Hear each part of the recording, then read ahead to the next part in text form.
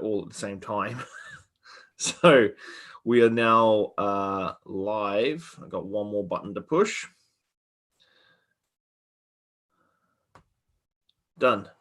So when I do these streams, it's streaming out to 4 different platforms. So it's on 2 Facebook pictures, YouTube, and Twitter. And then I've got a little box to my left here that is anyone who comments. So as we see people come on the live stream, they can comment on the live stream and I can read them straight away. Understood. Nothing too crazy. So you've had a busy morning. The usual. Yeah. I have always the morning calls and then evening calls with Asia because the start of the day and then end of the day. So how about we kick it off? Let's how about you just introduce yourself and your position at Proofing Company, because you've moved around a lot since I think we talked. It might be getting close to about a year since we did the interview originally in Singapore, sitting in a little junior pocket bar there. It would be a year now, yeah. Yeah, and you already done 2 big moves since then. Yeah. So introduce yourself and sort of let's kick it off and we'll go from there. Cool. I'm still fiddling with my earpods because I don't want you guys to have an echo, but oh no, it's good. Hopefully this can work, but if I can't work it out one last time now, then I will just not worry about it. Sounds good on my end. Okay, perfect. Then let's not worry about AirPods. Technology sometimes. Yeah, so my name is Zdenek, full name. It might seem a little bit exotic for some, so Z is fine. It's Czech original name, or originated in Czech. It's used, as far as I know, only really in Czech and that part of the world. But yeah, that's my name.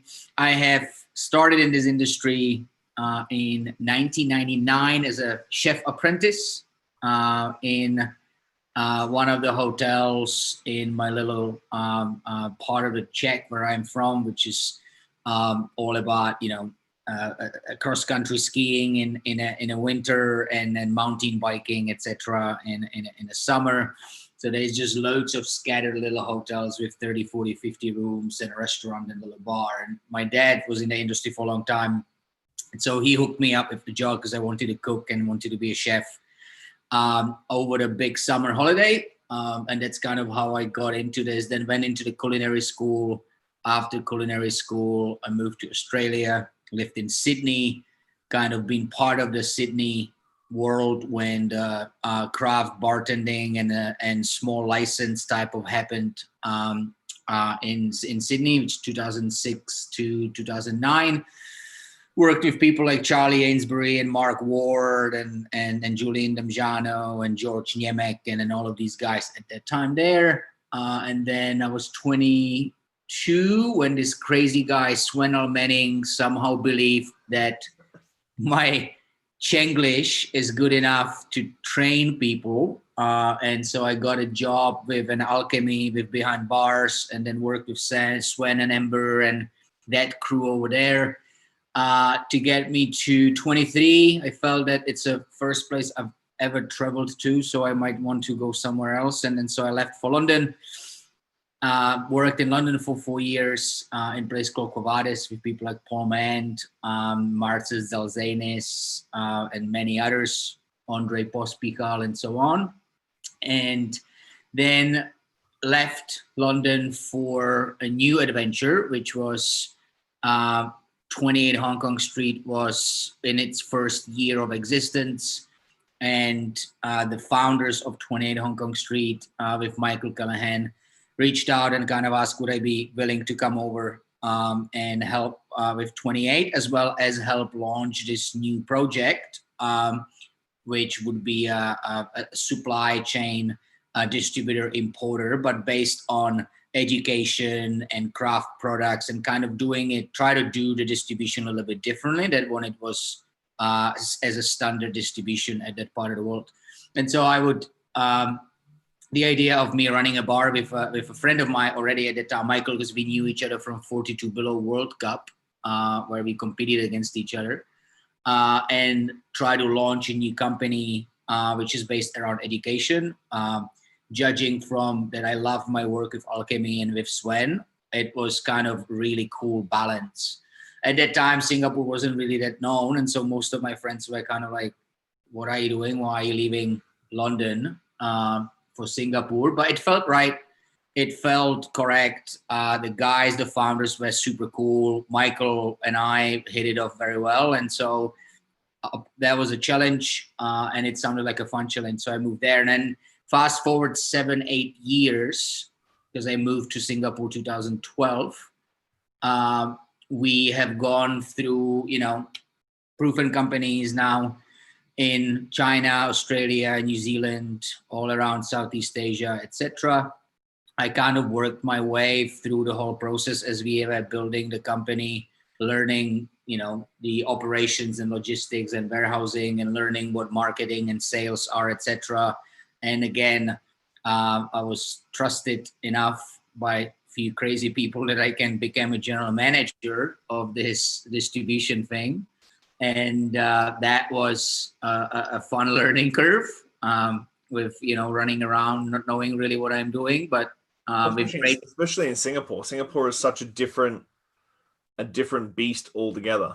Yeah, it is. But I'm a huge believer, if you surround yourself with people who trust in you and they, they're willing to help you out, then you can achieve a lot. And I was lucky enough that I had all of that support around me. And so I spent 4 or 5 years as a GM for Hong Kong, Singapore, Macau. And then last year at the end, I hanged up my distribution job and moved into ecoSPIRITS and True Believers, which is two of our newest projects. And something we've been working on for the last 3.5 years, being part of the development team myself, got me into the space where I was really passionate about, building new brands of spirits, as well as, launching something what is potentially going to disrupt the way how spirits are distributed around the world, and therefore save loads of waste and loads of carbon. And so here I am, 6 months in it, based in the United States. So I'm closer to Europe and America, so we can start conversations in this part of the world about ecoSPIRITS and our own brands, and running around as a traveling salesman with my laptop. So I'm just curious, like, let's take it back to that 3.5. John Gakuru, by the way, says hi. One of my well-trusted advisor in my career. John knows that he's one of the people who I call and ask when I'm in crossroads. He gives a great advice. He's good for that, that's for sure. So let's take it back to the very beginning of the idea of ecoSPIRITS. Where did the idea sort of like stem from? Because like the one thing, like living in Canada and then going to Singapore and living in Singapore for 4 or 5 months last year, it's very unique in the way of, in Canada we have a really massive recycling program, and but I found in Singapore recycling really isn't a thing per se. That like in Canada, like bottles go into a certain bin, gets taken away by a truck, gets recycled. Whereas when I went to Singapore, and it's such a massively technologically advanced country, and then you're like, but you don't really have a solid recycling plan like we probably do in North America. What was the first like ping that sort of kicked off this idea of ecoSPIRITS? Well, it was throughout the process of building Proven Company, which was, our first kind of reputation came from 28 Hong Kong Street. And so if you really take it from that perspective, the credit to all of this world we now have in our hands really goes to 28. That was the soul, heart, and home to start with, and it's still a harbor for most of us. And based on success of 28, we were asked a lot if we can help other people to open bars. And so we started consulting business, and that, helped us to get into the projects like Manhattan and Atlas and a few others. And that helped us to have Jason Williams joining us as the creative director. And then he really truly took it another level. And his team is now, they're responsible for one of the best concepts and bars in Southeast Asia and around the whole Asia Pacific, including Australia and New Zealand now. But because of that, we got projects or asked to jump on projects in Maldives and Seychelles and in remote places. And in those places, it was really easy to see the impact of tourism and hospitality and how much waste is created by, in general, single-use packaging. It doesn't need to be just spirits, right? It's your wine, it's your Italian or French or God knows where from water, which is shipped around the world because it's supposed to be better for you or it tastes better or whatever it is. And so if you look at it from the single-use packaging, that's in general a big problem. But if you're living in somewhere like Singapore or North America, where you don't really see the landfills and you don't really see where it ends up, out of sight, out of mind type of thing.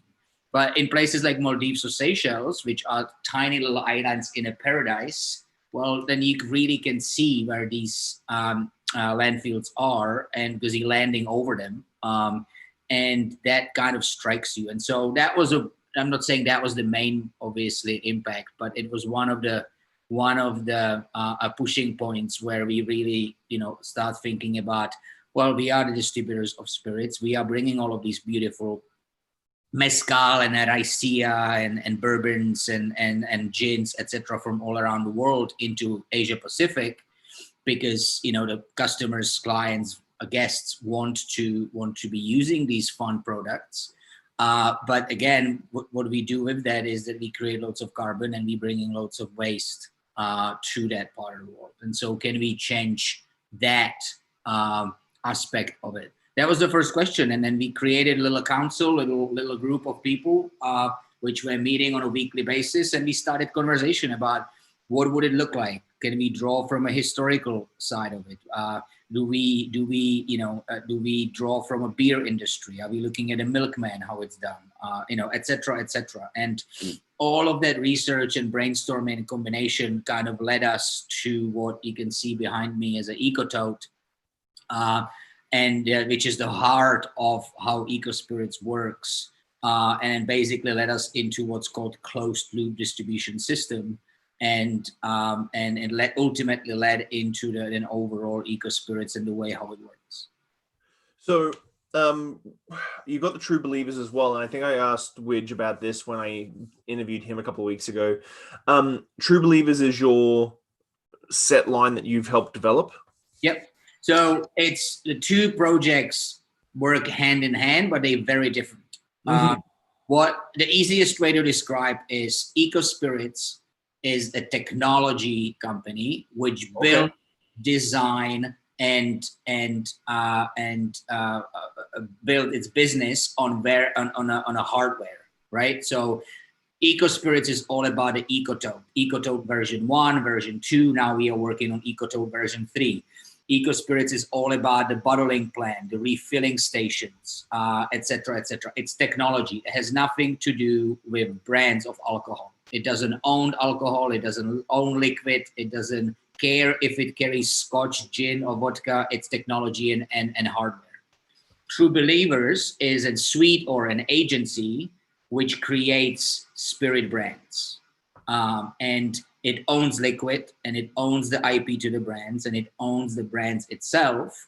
And it's a client of ecoSPIRITS because it's the first brands which are inside of the ecoSPIRIT technology, or the first brands which are distributed through ecoSPIRIT. So if you put it in a nutshell, if ecoSPIRIT starts in Canada, right, and you guys have a plantations already in Canada, right, plantations 3-star and Origin Dark and Pineapple Rum, for example, you would be able, through your supplier, to order plantation in the bottle, as we all know it, or you will be able to order plantations through ecoSPIRITS. It's the same liquid, it's the same brand, it's the same, everything is the same. It's a different format how it arrives to your bar.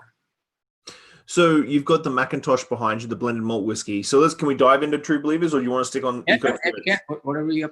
So what was the sort of the theory and the feeling behind creating a separate creative agency like True Believers to create Here's Mac.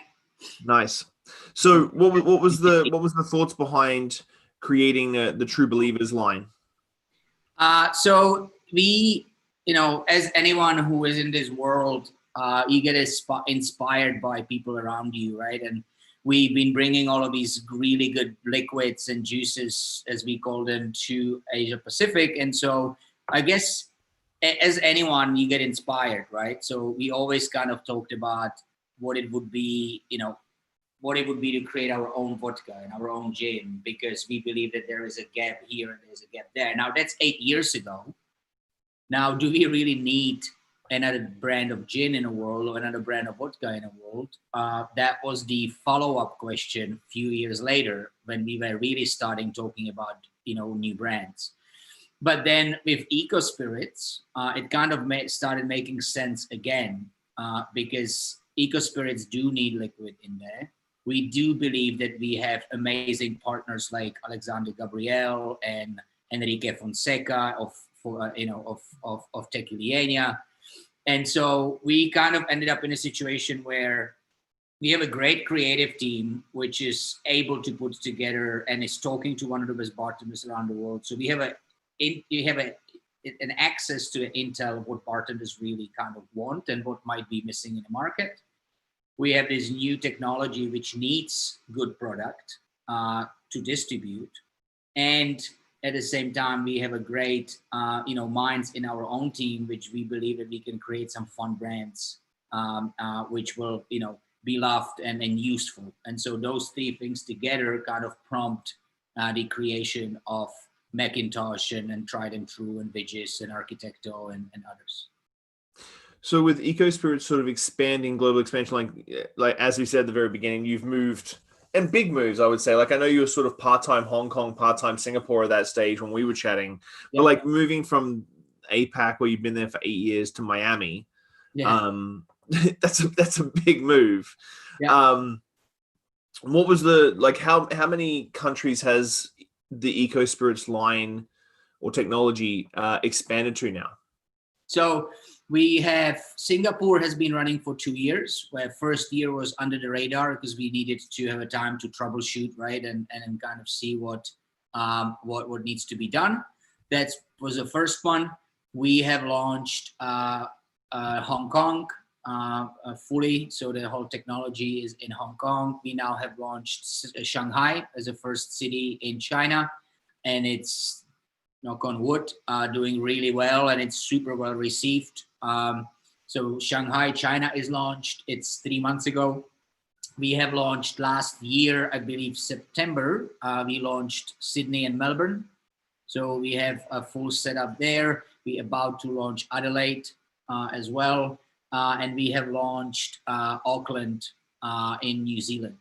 And what I mean by launching it, it's if we would dig deep into how ecoSPIRITS works, the reason why it's a low waste and low carbon is because, and I am talking about cities, is because these refilling stations and these ecototes, which is here, this ecotote here, they only run around each town and they never leave that town. So if we set up what I mean when I say we launch it, if we launch Sydney, it means that in Sydney we have a refilling station which we call EcoPlant, and we have 1,000 of these just for Sydney, which run around in the Sydney, go to the bars, being used. When they empty, they picked up, go to the refilling station, broken down to pieces, cleaned properly, brought back together, refilled, resealed, and then sent back into the market to serve another bar or another hotel.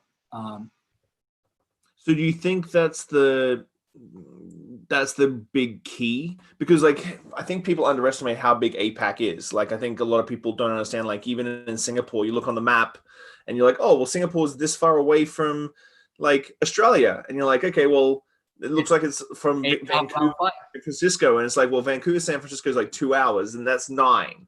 So, do you think that the eco plants are the key to really disrupting the market? Because you're really taking out a lot of, like you're talking about the carbon footprint, the global climate change and whatnot portion of it. Even if you were filling these eco totes in Singapore at APAC in a singular plant and then shipping it out, it's still really just the same sort of footprint.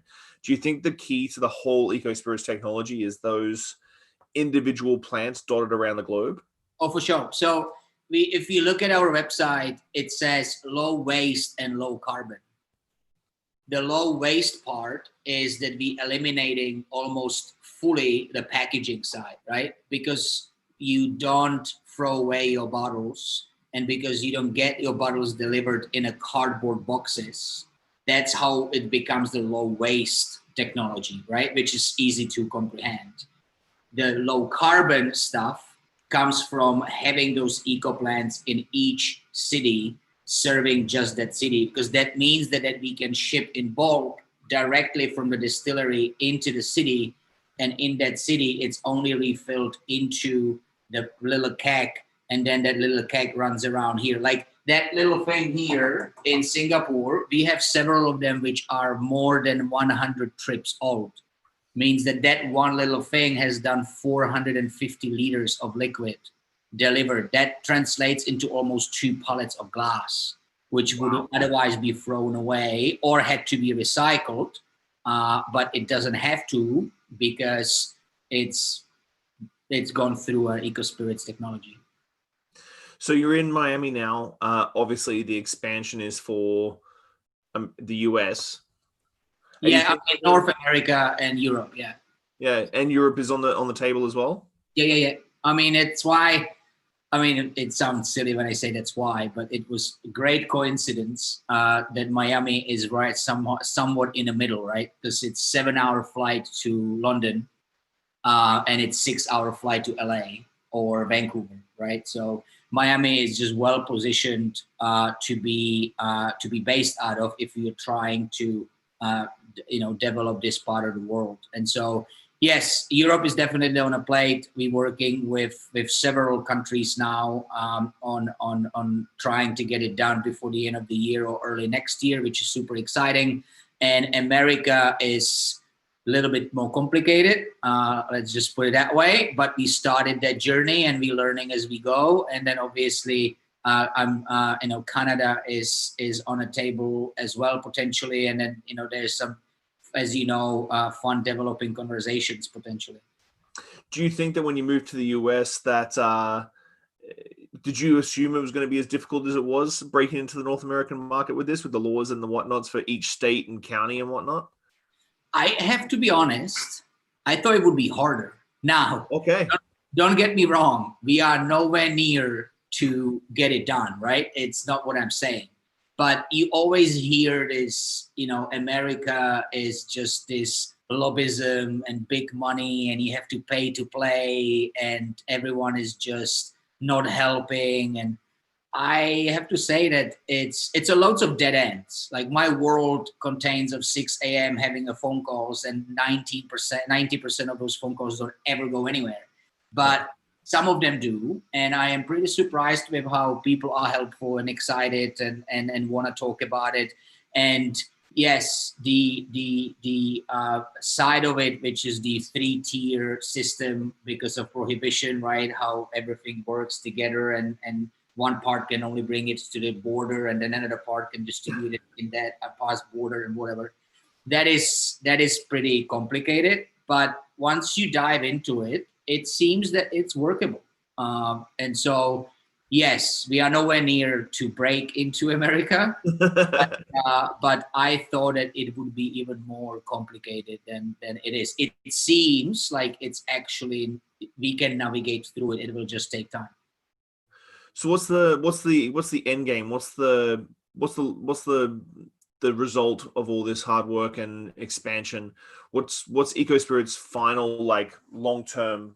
Save as much glass as we can. I mean, our hashtag is no single-use glass. It's it's really truly what we're trying to do.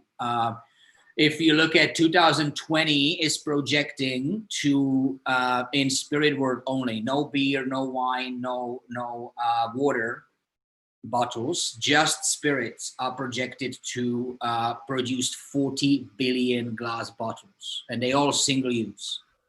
And so ecoSPIRITS' goal is to get to the point where we can cut on that 40 billion glass bottles. If we can save 5 million glass bottles, that's a great result. If we really push it and it's embraced by everyone, and we sparkle the idea that other people will use it and the big brands will use it, then we can save 5 billion glass bottles, then it's amazing, right? And so that is the end goal. That's why I mean that ecoSPIRITS is not an owner of a brand. Is not, you can see plantation rums in there, right? We're talking with what we call local heroes. So we're talking with Peddler's Gin in China. We're talking with Never Never in Australia. If we would open it here in Canada, there's so many great distilleries in Alberta and BC that I believe that, it would be amazing to bring these brands on board. Because the third part of ecoSPIRITS, if it's low waste, we've covered, and it's low carbon, we've covered.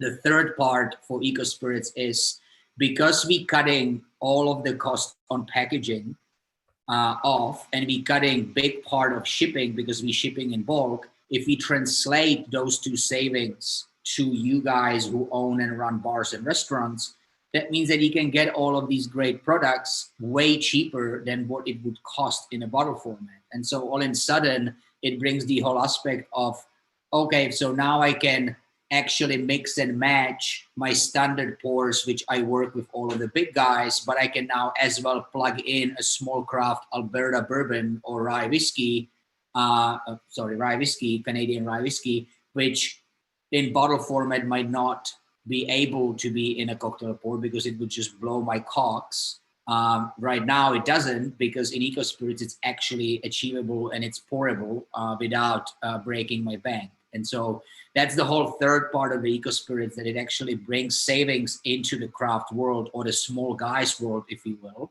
and it allows them to be competitive with the big guys. So if someone's listening to the podcast right now and they're like, okay, well, I want to bring ecoSPIRITS to my country, how do they make that happen? Call me. Find me in any way. I will reply, call. I'm working on all sorts of time zones, so that no time is a bad time, and we can start a conversation.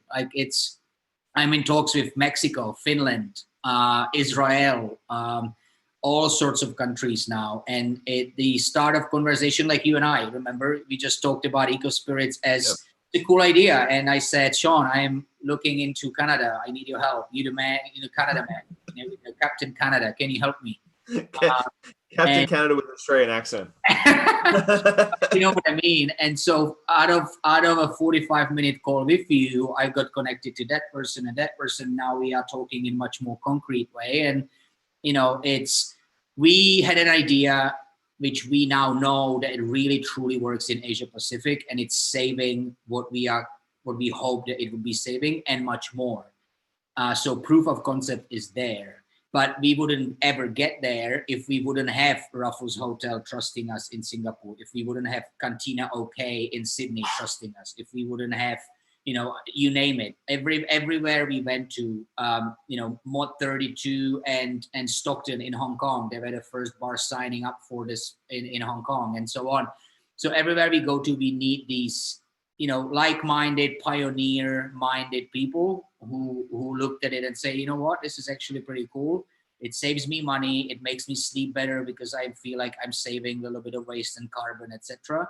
And it's supporting an innovation. And so everywhere we go, if there are people like that, then there is definitely a potential for ecoSPIRITS to be launched.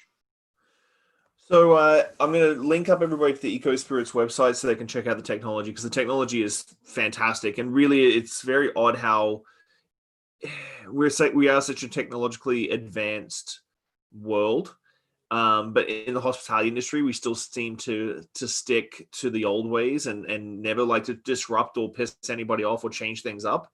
Especially in spirits. Like if you look at food deliveries, they way ahead of us. Like there's no way that you're getting a rice to a Chinese or Asian or any Indian restaurant delivered in a small, tiny, pretty bags. It comes in huge ass big box, which has no printed beautiful things on it. It's as plain as possible, right? And it's in our world in spirits, it's the opposite. Like you get delivered 12 bottles of whiskey in single packaged box, in a big box, in a bigger box. And all of that is thrown away because all of that was meant to be for retail.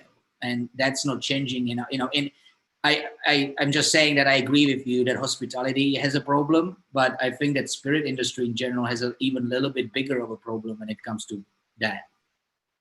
Hey, well, thank you very much for your time, man. I really appreciate it. It was nice to sort of understand the sort of thinking behind ecoSPIRITS, because it is a out of the box concept that it doesn't come, like out of the box concepts like this doesn't come around. It's literally out of the box. Well, good luck with the world domination, and I'm sure we'll probably chat very, very soon. It's by all means, please share my email or phone number. Whatever. It's none of it's secret. I'm not protecting my personal number. I'm very happy to talk to anyone. So if you ever get anyone asking you, please share with them, or otherwise anyone who is watching, please find me on Instagram or Facebook and let's talk. I would be very interested to have any conversations. Perfect. Well, have a good day, my friend. Thank you very much for having me. Thank you, Ed. Everyone. See you soon.